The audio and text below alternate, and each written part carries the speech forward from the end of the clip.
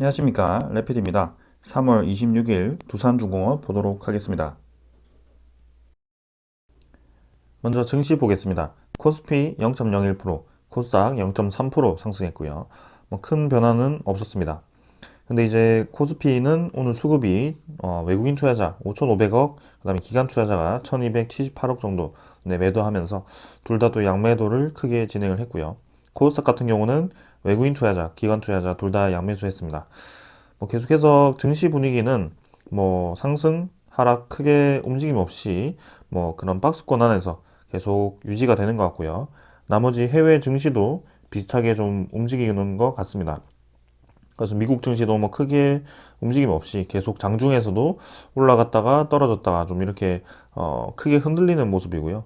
네, 나머지 상하이라든지 니케이도 마찬가지입니다. 그래서 지금 아무래도 환율이 급변하고 있고, 그리고 그런 금리 인상을 앞두고 있는 그런 때이기 때문에 이런 증시에 대한 방향이 굉장히 불확실하고요. 거기에 러시아와 우크라이나 그 전쟁이 계속 장기화가 됨에 따라서 좀 이제 변수가 많아지고 있습니다. 일단 러시아 쪽은 5월 9일까지 전쟁을 끝내겠다라는 그런 얘기가 좀 나오고 있다라고 하는데, 일단 우크라이나가 지금 반격을 좀 하고 있다라고 합니다. 그래서 러시아가 이제 궁지에 몰렸을 경우에 소형 핵까지 좀 쓸 수도 있다라는 그런 얘기가 나오고 있고, 핵을 사용했을 경우에 미국에서 나토군과 대응을 하겠다라는 그런 얘기도 있었습니다. 그래서 그런 사건이 이제 벌어졌을 때 또 전쟁이 또 확전이 될 것인지 점점 더 상황이 악화가 될 것인지 거기에 대해서도 좀 미지수고요. 지금 한 달에서 두 달 정도는 좀 더 이런 불확실한 상황이 지속이 될 가능성이 있어 보입니다. 그래서 차분하게 계속 지켜보자라는 말씀을 드리겠습니다. 코스피부터 차트 먼저 보겠습니다. 코스피는 비슷합니다. 네, 그래서 5일선 위에 일단 유지를 하고 있고요. 다행히 단기 상승 추세, 단기 상승으로는 조금 자리를 잡았습니다. 그래서 21선도 하락세가 좀 멈추었고요. 어느 정도 박스권 안에서 유지를 좀 하고 있는 모습이라 지금 단계에서는 크게 확 떨어지는 그런 단계는 아니다. 그래서 유지를 하고 있지만 언제든지 그런 특이한 이벤트, 좀 불확실한 이벤트가 터졌을 때는 조금 떨어질 수도 있는 그런 구간이다. 네, 그렇게만 말씀을 드리겠습니다. 수급 자체는 기관 외국인 둘 다 매도했고요. 이때 같은 경우는 이제 그 은행에서 많이 매도가 나왔었는데, 이건 삼성전자의 그 또 이제 상속금이죠. 네, 그 상속세를 내기 위해서 또 대주주가 매도를 하면서 또 나왔던 그런 매도량이기 때문에 크게 증시 전체에서 빠져나갔다라고 보기는 어렵고요.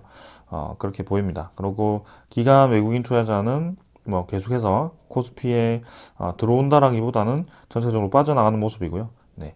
그래서 크게 변화는 없었습니다. 그 다음에 코스닥도 마찬가지 일봉으로 봤을 때는 5일선 위에 위치를 좀 하고 있고요. 코스피보다는 확실히 강하게 움직이고 있고, 야금야금 계속 뭔가 좀 올라가고 있습니다. 그래서 그런 메타버스라든지 아니면 다른 기술주 종목 위주로 좀 상승이 나오고 있고요. 확실히 그런 불확실성 속에서도 좀 성장이 예상되는 그런 종목, 그런 기술 위주로 좀 상승을 하고 있는 것 같습니다. 그래서 21선과 꽤 이제 주가도 꽤 벌려져 있고요. 여기서 코스닥은 V자로 더 올라갈 것인지, 그 정도 한번 보면서 대응을 하면 될 것 같습니다. 금액은 기관 투자자, 외국인 투자자 둘 다 양매수했고요. 계속 3월 16일부터 해서 꾸준히 좀 매수가 이어지는 그런 흐름이죠. 네, 그래서 코스피와는 좀 다르게 코스닥의 시장이 좀 수급이 괜찮게 진행이 되고 있다. 네, 그렇게 보겠습니다. 환율 같은 경우는 1224원, 3원 정도 올랐고요. 좀 한번 크게 한번 환율이 떨어지고 나서 다시 한번 차곡차곡 올라가고 있습니다. 그래서 원래 올라가던 그 추세대로 좀 진행이 되고 있고요. 이대로라면 다시 한번 1250원 정도 그 구간에 진입을 할 것 같습니다. 그래서 지금 전체적인 환율 고점에 위치를 하고 있고요. 여기서 이 큰 이벤트가 터지느냐 아니면 그냥 무난히 그냥 금리 인상을 진행하면서 유동성 자금이 빠지느냐, 무난히 간다라고 했을 때는 그냥 요 정도가 고점을 찍고 그냥 떨어지는 방향으로 갈 거라고 좀 생각을 하지만, 혹시나 모를 그런 이벤트에서는 더 올라갈 수도 있는 그런 여력이 있다. 그런 자리이다. 그렇게 말씀을 또 드리겠습니다. 그래서 환율이 많이 올라갔을 경우에는 아무래도 시장에도 부담스럽기 때문에 그런 것을 좀 주의를 해야 될 것 같고요. 미국 10년물 국채금리를 보시면 2.48%입니다. 지금 굉장히 급하게 올라가고 있습니다. 2.5%대. 그래서 벌써 1.8%에서 정체를 하던 그 국채금리가 한 일주일에서 2주일 사이에 지금 엄청나게 많이 올랐고요. 2.5%죠. 그래서 이게 수익률입니다. 수익률. 그래서 사실 주식 수익률보다 지금 채권 수익률이 좀 더 많아졌을 경우에는 그런 큰 자금들이 이런 채권 시장으로 몰릴 가능성이 있거든요. 그래서 주식이라든지 그런 시장이 좀 거기서 돈이 빠져나갈 수도 있습니다. 그래서 이런 채권 수익률이 올라간다는 것은 또 금리 인상에 대한 신호로 또 포착을 할 수도 있고요. 네, 압박이 좀 들어올 수 있겠네요. 그래서 3%까지 상승을 할 수 있을 거라고 보고 있는데, 굉장히 빠르게 지금 진입을 하고 있어서 조금 이제 시장에 부담이 되지 않을까라는 그런 우려는 좀 있습니다. 네, 조금 더 계속 면밀하게 지켜볼 필요는 있을 것 같고요. 미국 증시, 뭐 유럽 증시, 네, 선물은 다 플러스지만, 뭐 크게 뭐 염두해 줄 필요는 없을 것 같아요. 그래서 당장 이제 다음 주 시장이 열려야 어떤 상황이 될지, 그리고 러시아 사태가 어떻게 될지는, 이 하루하루가 미지수기 때문에, 네, 계속해서 차분히 지켜보는 자세가 필요할 것 같습니다. 자, 오늘은 이 정도로 시장 분석 마치고요. 종목 보도록 하겠습니다. 두산중공업 보겠습니다. 550원 하락해서 2.4% 떨어졌고요. 22,150원으로 마무리를 했습니다. 시간의 거래는 뭐 크게 많지 않았습니다. 근데 거의 부합 수준으로 네, 큰 변화 없었고요. 시간의 거래는 넘어가도 될 것 같습니다. 자, 지금 1거래량이 720만 주로 또 이제 전일 대비해서 1000만 주 가까이 또 급감을 했고요.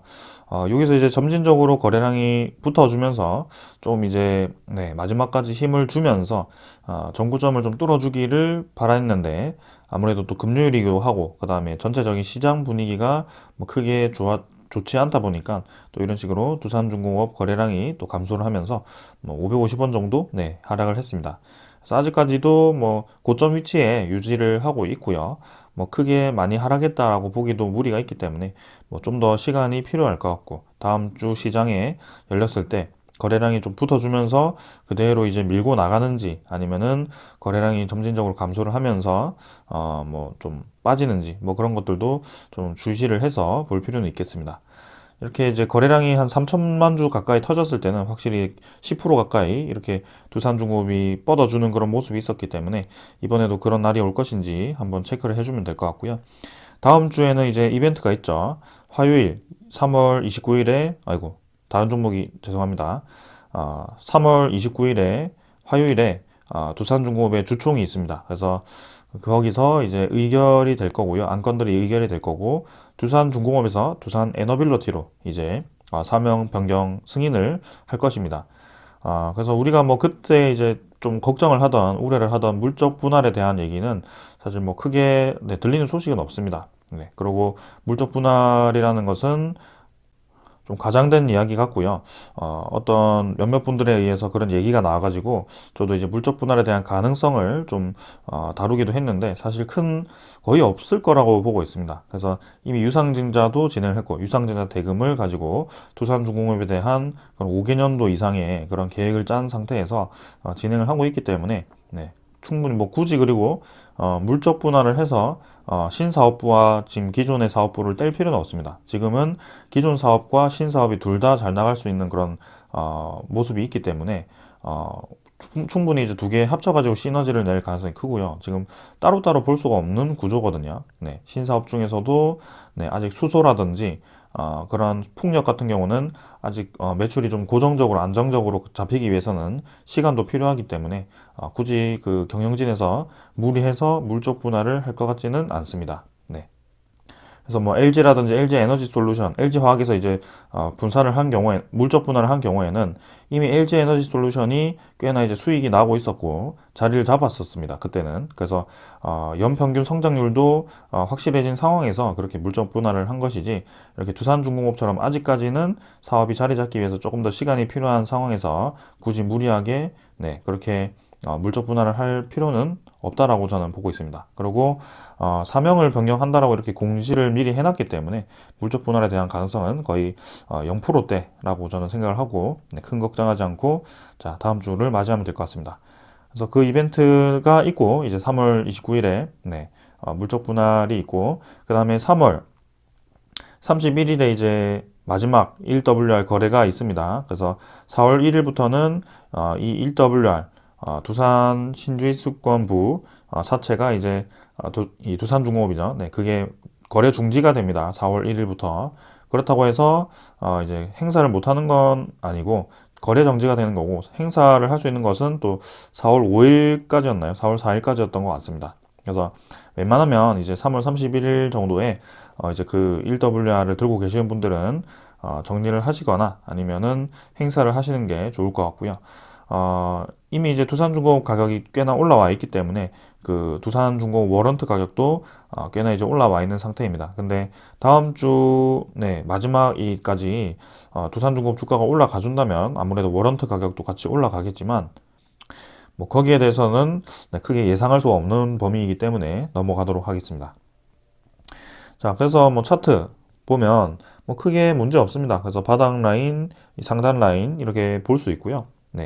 요거 같은 거는 이제 오버슈팅, 그리고 요거 같은 경우는 이제 좀 과도한 하락이었던 것 같고요. 그래서 그 안에서 지금 거의 뭐 몇 개월, 6개월, 반년 이상 지금 머물고 있습니다. 그래서 오랫동안 이 구간에서 머물렀기 때문에 그만큼 이 고점에 대한 저항선과 이 저점에 대한 지지 라인이 상당히 이제 두텁다라고 볼 수 있을 것 같고요. 이번에 이제 만약에 치고 나가준다면 이 26,000원에 대해서 주가를 이제 뚫고 나가는지 거기에 대해서 주목을 좀 해 주시면 될 것 같습니다. 자, 그리고 요 정도에서 좀 차트가 좀 머물러 있는 느낌이죠. 최근에는 이제 급하게 좀 올라가는 분위기에서 여기서 한 지금 2주일 정도 이 주가가 좀 하락을 하거나 머물고 있는 그런 모습인데요. 아무래도 지루하실 것 같습니다. 근데 저는 뭐 크게 걱정하지 말자. 그리고 두산중공업 이 주가 자체가 상당히 이제 원자력 테마와 관련되어서 같이 움직인다. 그래서 때가 되면 이제 올라갈 거니까 여유를 좀 가지고 천천히 보자라고 말씀을 좀 드리는 거고요. 21선 추세 계속 살리면서 위로 쭉쭉 뻗어 나가고 있습니다. 그래서 여기서 거래량이 더 터지면서 양봉으로 쭉 그냥 바로 이 고점 라인을 돌파를 해주면 좋겠지만 일단은 뭐 그게 100% 나온다라는 보장이 없기 때문에 너무 큰 기대는 하지 말고 천천히 그냥 가던 길 가자. 그렇게 보시면 될 것 같습니다. 우리는 결국에는 뭐 요 구간에서 뭐 어떻게 하든 간에 26,000원을 뚫고 이 3만원대로 진입을 하는 것이 목표입니다. 그래서 1차적인 목표이기 때문에 그 목표 라인만 좀 살펴주면서 보면 될 것 같고요. 혹여나 이제 여기서 이제 꺾여버렸을 때 지지 라인은 어느 정도에서 지지를 해주는지, 그리고 이런 아주 아래에 있는 지지 라인까지도 하락 돌파를 하는지 뭐 그 정도만 체크를 하시면서 보시면 될 것 같습니다. 근데 지금 상황에서 뭐 진짜 엄청난 큰 악재가 없는 한은 이렇게 주가가 굳이 거래량이 터지면서 밑으로 쭉쭉 떨어질 이유는 없고요. 글로벌 증시에서 뭐 러시아가 진짜 핵을 쏘았다. 그러면 이제 코스피를 비롯해서 모든 증시가 폭락을 하겠죠. 그때 정도 되면 이제 두산중공업도 버티지 못하고 떨어질 가능성도 있을 것 같습니다. 근데 그런 정도의 이벤트가 아니라면 굳이 지금 떨어질 이유는 없다라고 보여지고요. 여기서 어느 정도 자리를 잡다가 분명히 이제 치고 나갈 거라고 저는 좀 보고 있습니다. 자, 그래서 한 가지 이제 변수가 있으면 1WR에 대한 그런 교환, 상환이 이제 진행이 되고 있고, 그 신주 상장이 이제 3월 31일 정도에 1차적으로 3월 11일부터 3월 15일간의, 그 행사 물량이 이제 3월 31일 정도에 발표가 될 거고, 그게 아마 일주일 정도 뒤에 4월 한 6일 정도에 상장이 되지 않을까. 그리고 3월 16일부터 3월 31일까지의 이 행사 물량이 한 4월 15일 정도에 발표가 되어서 4월 한 21일 정도에 상장이 되지 않을까. 그래서 요 두 라인 정도만 좀 체크를 하시면 될 것 같고요. 이미 공매도 잔고가 많이 늘어나 있는 상태이기 때문에 아무래도 그 상장 물량은 꽤나 또 이 공매도와 교환이 많이 되지 않을까라는 그런 생각을 하고 있습니다. 그 정도만 이제 일정과 그런 정도로 체크를 해주시면 될 것 같고요. 다음에 월봉은 이렇게 또 양봉으로 계속 진행을 하고 있기 때문에 뭐 넘어가도록 하겠습니다. 투자자는 이제 기관 투자자 계속 이제 매도를 하고 있습니다. 이제는 거의 이렇게 한 페이지를 보더라도 기관 투자자가 매수한 날은 하루밖에 없습니다. 그래서 그만큼 이제 한 달 내내 기관 투자자가 매도를 좀 하고 있는 상황이고요. 이전에 제가 말씀드렸던 것 중에 하나는 보통 이제 기관 투자자가 매도를 하면 주가가 떨어지고, 기관 투자자가 매수를 하면 좀 올라가는 경향이 있더라. 그런 경향을 제가 말씀을 드린 적이 있습니다. 그래서 기관 투자자가 매도를 할 때는 주가가 좀 떨어지는 경향이 있고, 다시 매수를 할 때는 좀 올라가는 경향이 있었는데, 이번 같은 경우는 이제 기관 투자자가 좀 계속 매도를 하는 상황에서도 이렇게 또 꽤나 이제 반등이 나왔다란 말이죠. 그래서 보통은 올라갈 때 보면 이렇게 기관 투자자가 좀 매수를 해주는데, 지금 같은 경우는 상당히 좀 많이 매도를 좀 하고 있는 상황입니다. 근데 그 대부분의 물량이 지금 금융 투자 물량이고요. 그래서 좀 특이한 이벤트이긴 합니다. 그래서 12월 29일부터 금융 투자가 계속 매도를 좀 하고 있는 상황이라 가지고 그런 유상증자 신주 상장에 대해서 좀 많이 던지고 있는 상황입니다. 그래서 그런 것 때문에 좀 기관이 많이 팔아 버리는 것처럼 보이지만, 나머지 뭐 세력들은 뭐 투신, 보험, 뭐 연기금 투자자는 최근에 들어서는 조금 매도도 꽤 하고 있지만, 그래도 네, 전체적으로 보았을 때는 뭐 크게 많이 매도하지 않고 오히려 매수량이 더 많습니다. 그래서 그런 상황에서는 사실 뭐 큰 그런 특이한 매도 물량 제외를 하고는 기관 투자자도 막 그렇게 두산중공업을 많이 매도를 하고 있는 것은 아니다. 그렇게 좀 보시면 될 것 같습니다. 연기금 투자자가 이제 15만 주 정도 매도를 했는데요. 뭐 비슷하게 계속 만들어 갑니다. 그래서 결국 전체적으로 그 옵션 만기일 3월 옵션 만기일 끝나고 나서부터 지금 한 2주 동안 거래가 되었는데, 거의 뭐 매수 매도량이 동일하죠. 그래서 연기금도 지금 상황에서는 두산중공업에 대한 그런 지분을 뭐 공격적으로 더 늘리기보다는 뭐 하루하루 사고 팔고 하면서 뭐 크게 움직임이 없는 것 같습니다. 그래서 이런 상황에서는 뭐 그냥 차분히 지켜보는 수밖에 없고요. 아무래도 그 일 거래량이 터져 주었을 때 어떤 세력이 들어와 주는지 그런 것들 정도 체크를 해주면서 보시면 되겠습니다. 그다음에 외국인 투자자도 여기 뭐 최근에는 뭐 샀다가 팔았다가 하는데, 이 매도 물량에는 크게 많이 잡혀 있지 않지만 실제로 그 집계되는 매도 물량은 지금 하루에 100만 주 정도씩 꽤나 이제 잡히고 있더라고요. 그래서 외국인 투자자도 지금 이제 국매도를 좀 치는 것 같다, 그런 느낌이 좀 보여지고 있습니다. 차트는 이 정도로 보고, 일단 국매도 잔고, 문제가 되는 국매도 잔고를 좀 보면 계속해서 늘어나고 있습니다, 확실히. 그래서 국매도 잔고가 2235만 주 이렇게 늘어나 있는 상태고요. 지금 또 3월 24일까지 또 180만 주 이렇게 거래가 되면서 아무래도 이때까지는 국매도 잔고가 꾸준히 좀 늘어나지 않을까라는 생각을 합니다.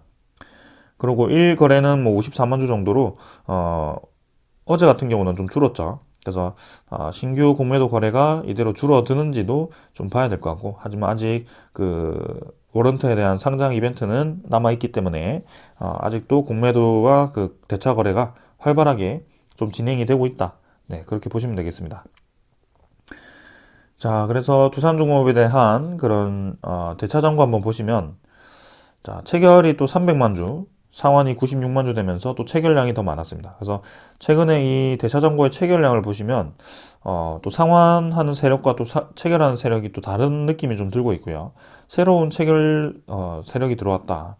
거기에 따라서 그 수급도 좀 바뀌었던 것 같습니다. 그래서 일단은 6천만 주 아래로 지금 대차 잔고가 떨어질 뻔 했는데 다시 한번 좀 급하게 좀 늘어나는 모습이고, 6,500만 주까지 또 대차 잔고가 늘어나 있는 상태입니다. 종목 상세를 보시면 지금 외국인 추적 물량이 36만 주 매도해서 또 112만 주를 매도를 했거든요. 그래서 지금 48만 주 전에 또 그 전에도 100만 주 이상 매도했던 날이 있었던 것 같고, 최근 5일 동안에 그 외국인 투자자의 매도 물량이 꽤나 있었던 것 같습니다. 그래서 보유율이 8.6% 정도에서 8.67%까지 올라갔던 것 같은데, 8.19% 정도로 한 0.5% 정도 지금 낮아져 있는 상태고요. 그만큼 이제 외국인 투자자가 좀 최근에 또 많이 매도를 하고 있습니다. 그래서 저번 유상증자 때도 그렇게 이제 신주 상장 전에 좀 많이 매도를 했던 그런 외국인 투자자였기 때문에 지금도 좀 비슷하게 하는 것 같고요. 그러면 금융 투자 물량 끝나고 이제 또 외국인 투자자가 신규로 좀 매도를 하는 것 같네요. 네, 그렇게 좀 보여집니다. 자, 일단 신용거래는 뭐 5일 정도 투자주의 때문에 신용거래 5일 정도 금지되었다가 거래가 이제 시작되었고요. 신용잔고는 또 이제 이렇게 또 신용거래가 활발하네요. 그래서 또 늘어나기 시작했습니다. 그리고 여러분들께 좀 보여드리고 싶은 거는 이제 누적 수급인데요.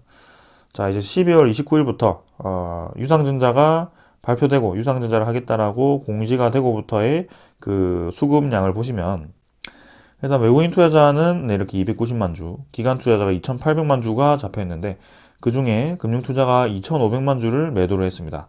그리고 투신, 사모펀드도 많이 매도를 했고요. 그 다음에 이제 기금이 네, 지금 10만 주 정도 플러스가 되어 있습니다. 그래서 연기금 투자자 같은 경우는 사실 그 전에 좀 많이 매수를 했었습니다. 그 발표되기 전에. 근데 최근에 또 이제 그 한 번에 옵션 만기일 전에 또 매도를 한번 크게 하면서 거의 뭐 보합 수준이다. 그래서 연기금 투자자는 뭐 유상증자 발표 이후에 지금 두산중공업을 뭐 크게 매도를 하지 않았다. 기타 금융도 그렇고 은행도 그렇고요. 그 다음에 이제 사모펀드, 그 다음에 뭐 금융투자 이쪽에서 좀 많이 매도를 한 것으로 보입니다. 그래서 금융투자에 대한 그런 매도 물량이 언제까지 쏟아질지는 모르겠지만 일단 더 지켜봐야 되는 상황이고요. 그 매도 물량은 상당히 이제 그 상장 물량과 관련이 있다는 것은 네, 알 것 같습니다. 그리고 또 보여드리고 싶은 것은 BNK 증권이 이제 전일 매도량이 좀 상위권으로 잡혀 있고요. 그다음에 뭐 JP모건 잡혀 있고요. 뭐 크게 많지는 않았지만 최근 5일 동안의 거래량을 보시면은 BNK 증권이 100만 주 정도 네, 순매도를 했고요. 네, 나머지 뭐 이베스트 투자증권 뭐 이렇게 있고 뭐 여기서는 이제 메리츠, 모간, 그다음에 뭐 유안타 증권 요렇게 있습니다. 근데 자, 최근에 이 본주 거래원과 그다음에 BNK 증권 기억하십시오. 1WR에 대한 거래원을 좀 보았습니다. 근데 1WR에 보면은 BNK 증권이 지금 며칠 동안 계속 1WR 신주인수권 매수가 상위 포지션에 좀 위치를 하고 있는 것을 제가 보았습니다. 이것도 제가 이 5일 동안에 집계 거래원을 좀 보고 싶은데 그게 지금 이 어플에서는 진행이 되지 않더라고요. 그래서 제가 어제도 보았던 것 같고, 근데 그저께도 좀 보았던 BNK 증권을 좀 자주 보는 것 같아요. 최근에 이베스트 투자증권도 그렇고요. 그래서 두산중공업에 대한 본주는 매도를 해버리고 신주인수권 증서를 지금 매수하는 것이 한눈에 보이시죠? 네. 뭐 유안타 증권도 좀 매수를 하지만 아무튼 간에 결국에는 네. 본주와 신주 간의 그런 교환을 하기 위해서는 뭐 본주를 미리 팔고 이렇게 신청을 하기 위한 그 금액을 마련하는 걸 수도 있죠. 네. 그래서 뭐 케이스가 여러 가지가 있습니다. 첫 번째는 우리가 20만 원 이제 국매도 잔고가 계속 늘어나기 때문에 국매도를 먼저 치고 뭐 국매도 평균 가격은 다 나와 있었죠. 22,000원 정도. 네. 그렇게 치고 결국 신주 상장 물량이 14,450원으로 결정이 되었습니다. 그래서 그 14,400원과 교환을 했을 경우에는 22,000원에서 14,450원까지의 그런 차익 실현을 할 수 있습니다. 그래서 7,550원이죠. 한 주당 7,550원의 차익 실현을 할 수 있는데, 이제 이 1WR에 대한 가격을 또 생각을 해야 되잖아요. 그래서 1W에 대한 평균 가격이 얼마인지는 모르겠습니다. 근데 또 이 12,000원대에 이렇게 매수를 하는 이유는 또 거기까지는 또 모르겠어요. 굳이 이렇게 비싸게 사가지고 또 교환을 하려고 하는 것인지 그건 잘 모르겠습니다. 굳이 이렇게 비싸게 사가지고 교환을 한다라고 쳤을 때는 지금 현재 두산중공업의 본주가 며칠 뒤에 급등을 하는 경우에는 당연히 이 사람들이 이득을 보겠죠. 네. 뭐 그런 상황까지도 있을 수가 있습니다. 그래서 사실 뭐 거기까지는 모르겠고요. 이게 첫 번째 케이스입니다. 아무튼. 그 다음에 두 번째 케이스는 이 본주를 그냥 이제 공매도를 치지 않고 그냥 매도를 해서 이제 차익 실현을 합니다. 본주 매도를 해서 차익 실현을 하고 말 그대로 이제 교환을 해버리는 거죠. 그래서 그 차익한 돈으로 한 주당 14,450원을 이제 납입을 해서 행사를 이제 치르겠죠. 아무래도 이제 3월 31일이 거의 다가왔습니다. 다음 주 목요일이면 끝나기 때문에 그 마지막 4일까지 또 스퍼트를 해야 될 거거든요. 그래서 총 이제 상장되어야 할 주식이 거의 2천만 주 이상 되어 있기 때문에 적은 양이 아닙니다. 그래서 이게 행사 가격을 따진다면 14,450원 곱하기 그 정도 금액이면 상당히 많은 금액이 필요할 거거든요. 그래서 본주를 아무래도 또 이제 공매도만 치는 것이 아니고 또 이제 본주를 매도로 해서 그 금액을 투입할 수 있는 또 그런 네, 그게 또 필요할 겁니다. 그래서 그런 이해관계가 있기 때문에 지금 복잡하게 거래가 되고 있고 이런 식으로 뭔가 좀 교환이 되고 있는 그런 모습이 확실히 보이고 있다. 네, 그 정도 말씀을 드리면서 넘어가겠습니다. 그래서 우리가 뭐 저기에 대해서 뭐 엄청나게 깊이 들어갈 필요는 없을 것 같고요. 네, 저 정도 있구나. 지금 금융 투자가 매도를 하거나 뭐 외국인 투자자가 이렇게 계속 활발하게 공매도를 치는 것은 저런 상장 물량과 관련이 있구나. 그리고 매도 물량도 결국에는 그 상장이 끝나면 어느 정도 다시 매수로 전환을 할 수도 있겠구나. 뭐 그 정도로 이해를 하시면 되지 않을까요?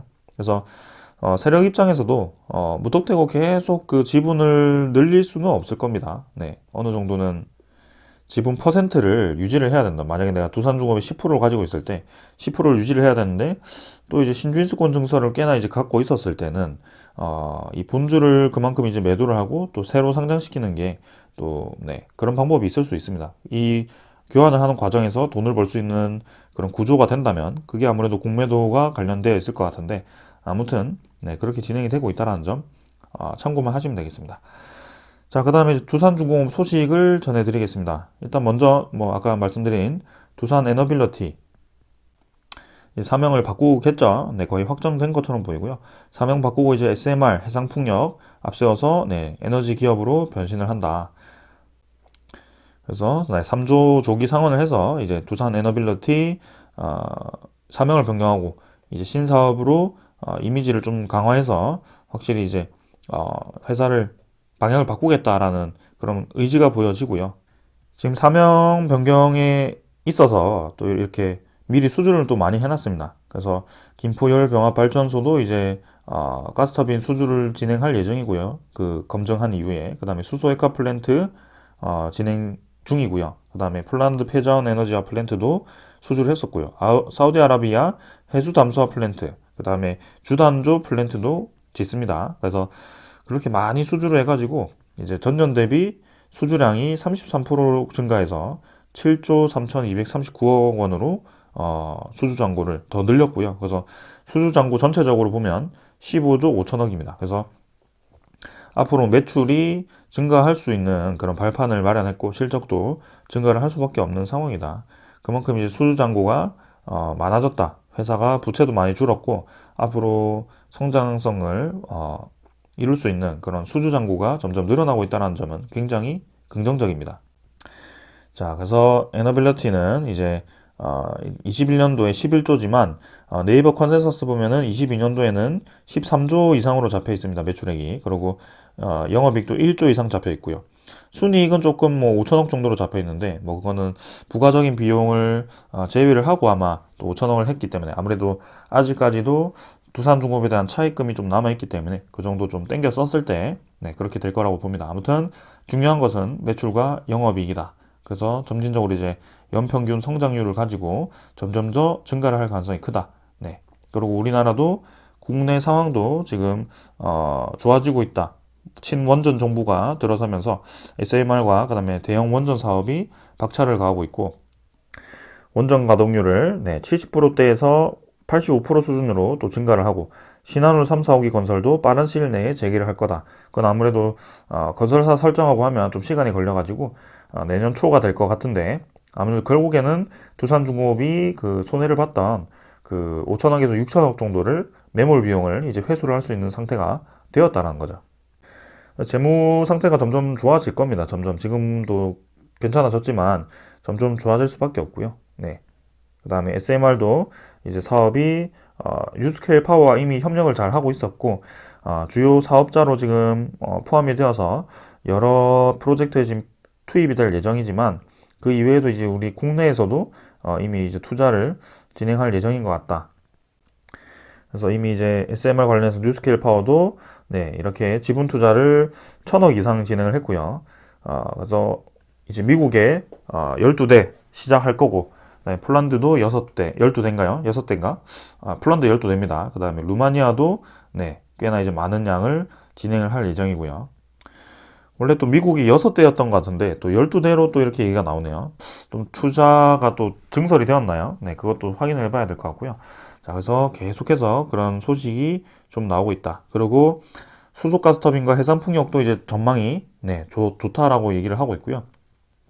특히 해상풍력 발전에 우리나라가 꽤나 투자를 하고 있고 엊그젠가요 제가 베트남 시장도 지금 투자 리포트에 언급이 되었더라고요. 그래서 베트남에서는 유일하게 이제 플랜트 관련해서 협력을 하고 있는 것이 두산중공업이기 때문에 해상풍력에 대한 그런 시장이 앞으로 커진다라고 했을 때 해외 수주도 상당히 많을 것이다. 근데 국내 시장도 커지고 있어서 2050년까지 해상풍력에서 연매출 1조 원을 달성하겠다라는 그런 목표까지 세웠습니다. 그래서 이렇게 전반적으로 회사 전체에 지금 산업이 잘 진행이 되고 있다는 점을 강조를 좀 드리고요. SMR 얘기 나와서 좀 SMR에 대해서 계속 얘기를 좀 드리면, 이제 연평균 지금 수주 전망이 2022년에서 2026년 4,800억이 좀 예상이 된다라고 합니다. 그거는 이제 이미 다 알고 있는 내용인 것 같고요. 근데 중장기 수준 목표를 1조 7천억까지도 이렇게 늘릴 수 있다라는 얘기를 좀 하네요. 그래서 내용을 간단하게 좀 살펴보면 SMR 시장은 오는 2035년에는 연평균 75기가와트, 6조 9천억까지 성장할 것으로 기대가 되는데, 두산중공업은 이렇게 또 혁신적인 납기 단축을 위한 제작 기술 사전 확보와 전력 투자를 검토를 한다. 혁신적인 납기 단축을 위한 제작 기술은 3D 프린팅과 관련이 있다는 것을 말씀을 드렸고요. 레이저를 조사해서 바로바로 이제 그런 기자재를 만들어내는 그런 기술을 가지고 있습니다. 자, 그리고 SMR이 이제 초도기가 내년에 뉴스킬 파워와의 초도기가 내년에 건설되고 이후 꾸준히 글로벌 SMR 시장이 커질 것으로 예상을 하고 있고, 2026년까지는 연평균 4,800억의 수주를 계획하고 있지만 이후에는 1조 7천억까지 수주 규모를 늘리겠다. 그만큼 이제 2050년까지 지금 1,000기 이상의 SMR 공사가 좀 예상이 되고 있고, 시장이 거의 600조까지도 증가를 할 수 있다는 그런 얘기가 많이 나오고 있어가지고 많이 기대가 되는 그런 사업 중에 하나입니다. 그 중에도 이제 대형 수주까지, 그리고 국내 시장까지도 진행을 한다면 지금 원자력 발전에 대한 그런 매출 비중이 지금 예상보다도 많이 늘어날 가능성이 상당히 크다라는 점을 여러분들께 말씀을 드리겠습니다. 자, 아까 SMR 관련해서 미국 시장과 그 다음에 루마니아, 그 다음에 폴란드 시장이 지금 검토가 좀 되고 있는데, 저번에 이제 필리핀도 SMR 관련해서 뉴스킬 파워와 얘기가 좀 나오고 있다라고 했습니다. 근데 지금 영국 시장도 이렇게 또 얘기가 나오고 있는 것 같아요. 그래서 각국에서 이제 생산 전력 비율 중에 원자력 비율을 상당히 이제 늘리겠다라고 공표를 하고 있고요. 영국도 25%까지, 우리나라는 30%까지가 목표죠. 영국도 25%까지 확대를 한다. 그래서 SMR을 적극적으로 지원을 하고, 거기에 대해서 뉴스케일 파워와의 또 그런 얘기가 좀 나오는 것 같습니다. 그래서 영국까지도 진출을 한다면 상당히 이제 두산중공업은 뭐 여러 방면에서 SMR 기자재 납품을 하고 기술력을 홍보를 할 수 있는 아주 좋은 기회가 될 것으로 기대가 됩니다. 네, 그 다음에 이제 마지막 소식을 전해드리자면, 이제 사우디아라비아 쪽에서 주단조 공장을 이제 첫 삽을 떴다라고 합니다. 그래서 2025년 1분기 완공이라 좀 멀긴 하지만, 이 사우디아라비아 주단조 공장이 하는 역할에 대해서 좀 이제 주목할 필요가 있을 것 같아서 여러분들께 좀 알려드리고자 합니다. 사우디아라비아 쪽에서 이제 이 주단조 수주를 한 이 상대가 사우디 산업투자공사 두스로와 그다음에 사우디 아람코의 완전 자회사인 사우디 아람코 개발 기업이 함께 이제 이렇게 합작한 그런 합작 회사와 이제 계약을 진행을 한 것 같고요. 그 공장을 지음으로 인해서 지역사회 1,400개의 고용 가치를 창출하고 50% 이상의 사우디화 비율을 목표로 하고 있다고 합니다. 그래서 사우디 왕국의 국내 제품 증가에 기여를 한다는 방침이죠. 지금 이제 주요 플랜트 기자재라든지 그런 것들을 지금 해외에서 많이 수입을 해왔는데, 이제 그냥 사우디 내에 공장을 지어버려 가지고 그걸 이제 바로바로 생산을 하겠다. 그래서 그만큼 사우디가 지금 큰 프로젝트를 준비를 하고 있는 것이 아닌가. 그만큼 많은 주단조 공장에서 나오는 그 부품들이, 그런 것들이 필요하지 않을까 앞으로. 그런 좀 생각을 해봅니다. 그래서 주력 생산 제품은 사우디 내 석유화학 플랜트용 펌프와 밸브, 그리고 조선 해양 플랜트용 기자재에 쓰이는 주단조 소재다. 그래서 일단 조선 쪽, 그 다음에 석유화학 플랜트 쪽으로 좀 이제 얘기가 나오고 있는데요. 이 이외에도 여기 보시면은 공장 생산량 증대에 따라 공급망도 늘린다고 있습니다. 그래서 석유가스 물 담수화 공장에 기본 장비를 제공하는 많은 사업을 정착시킨다는 게 사우디 계획이라고 합니다. 그래서 이 공장이 아까 저 주요 사업 이외에도 지금 물 담수화 공장이라든지 또 다른 곳에 대한 그런 플랜트, 주단조 부품을 또 생산할 가능성이 크고요.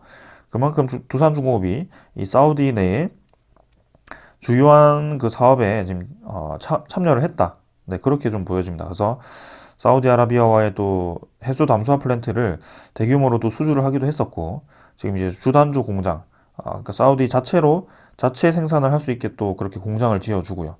앞으로 이제 SMR 시장과 그 다음에 그 수소 스마트 시티죠. 그런 것들을 이제 준비를 할 때 이 두산중공업이 상당히 이제 비중 있게 또 들어가지 않을까. SMR 건설도 그렇고요. 대형 원전도 그렇고요. 그래서 많이 기대가 되는 시장 중에 하나입니다. 그래서 이렇게 여러분들께 또 소식을 전달 드렸고요. 지금 앞으로도 두산중공업은 계속 올라갈 수밖에 없을 것 같습니다. 원래 이제 또 종목 중에 재무 개선이 진행되면 일반적인 주식 종목들은 올라가게 되어 있습니다. 가격이 올라가게 되어 있고, 그리고 성장성이 크게 없더라도 매출이 증가하고 영업이익이 매년 증가를 하게 되면 또 그 종목도 올라가게 되어 있습니다. 근데 이렇게 중장기적인 성장성까지 장착을 했을 경우에는 이 주식은 중장기적으로 계속 올라갈 수밖에 없다. 그렇게 좀 말씀을 드리고 싶고요. 지금 두산중공업은 그 3박자를 다 갖추고 있다는 것을 좀 강조를 드리겠습니다.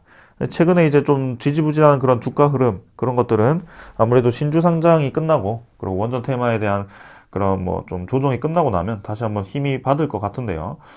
저는 뭐 크게 신경 쓰지 않고 이미 우리가 15,000원 찍고 지금 22,000원까지 와 있기 때문에 크게 걱정 없이 네, 진행하고 있습니다. 그래서 크게 걱정하지 마시고 천천히 지금처럼 준비를 하시면 되겠습니다. 오늘은 여기까지 하고 마무리하겠습니다. 감사합니다.